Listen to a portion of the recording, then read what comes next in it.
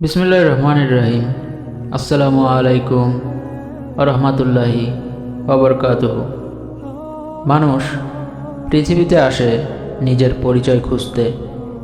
কেউ সম্পদের মাঝে নিজেকে খোঁজে, কেউ সম্মানের মাঝে, কেউ ক্ষমতার মাঝে। কিন্তু ইসলামের শিক্ষা আমাদের জানায়, নিজেকে সত্যভাবে চিনতে পারলেই মানুষ তার রবকে চিনতে পারে। এই বিখ্যাত উক্তিটি ইসলামী চিন্তাধারায় বহুল প্রচলিত।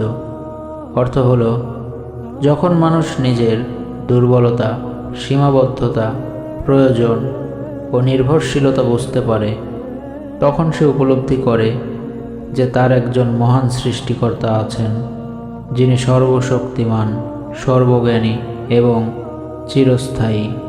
আল্লাহ তাআলা কোরআনে বলেন, আর পৃথিবীতে রয়েছে বিশ্বাসীদের জন্য নিদর্শন, এবং তোমাদের নিজেদের মধ্যেও তোমরা কি দেখো না? সূরা আল জারিয়াত 20-21 নম্বর আয়াত। মানুষ যখন নিজের দিকে তাকায়, তার হৃদয়ের স্পন্দন, নিঃশ্বাসের চলা, চিন্তার ক্ষমতা, অনুভূতির গভীরতা, তখন সে বুঝতে পারে এসব কিছু নিজে নিজে সৃষ্টি হয়নি।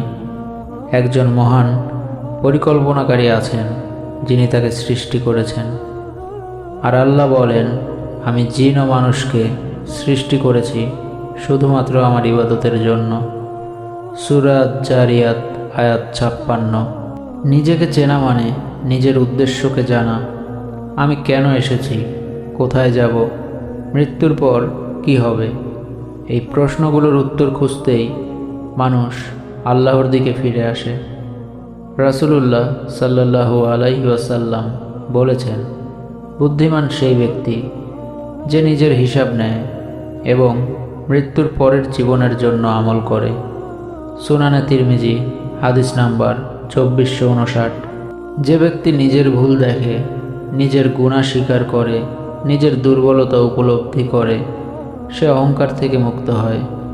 আর অহংকার দূর হলেই হৃদয়ে জন্ম নেয় আল্লাহর পরিচয়। মানুষ যখন নিজেকে জানে, তখন সে বোঝে, আমি অসহায়, কিন্তু আমার রব সর্বশক্তিমান। আমি ক্ষণস্থায়ী, কিন্তু আমার রব চিরস্থায়ী। আমি ভুল করি, কিন্তু আমার রব ক্ষমাশীল। আল্লাহ কোরআনে বলেন, যে ব্যক্তি নিজেকে পরিশুদ্ধ করেছে সে সফল হয়েছে। সূরা শামস আয়াত 9। আজকের পৃথিবীতে মানুষ বাইরের জগৎকে চিনতে ব্যস্ত। প্রযুক্তি, সমাজ, পৃথিবী, মহাকাশ, কিন্তু নিজের অন্তরকে চেনার চেষ্টা কম। অথচ আত্মপরিচয়ই ঈমানের দরজা খুলে দেয়। নিজেকে চিনুন, আপনি আল্লাহর বান্দা। নিজেকে চিনুন, আপনি পরীক্ষার জন্য দুনিয়ায় এসেছেন। নিজেকে চিনুন, আপনি একদিন আল্লাহর কাছেই ফিরে যাবেন। যখন মানুষ সত্যিই নিজেকে চিনে ফেলে, তখন তার অহংকার ভেঙে যায়, হৃদয় নরম হয়ে যায়, চোখে অশ্রু আসে, আর সে বলে, হে আল্লাহ, আপনি ছাড়া আমার কেউ নেই। কারণ সত্য হলো, নিজেকে জানা মানেই আল্লাহর পরিচয়ের পথে প্রথম পদক্ষেপ। আল্লাহ আমাদের অন্তরকে চেনার তৌফিক দান করুন এবং তার প্রকৃত পরিচয় লাভের সৌভাগ্য দান করুন।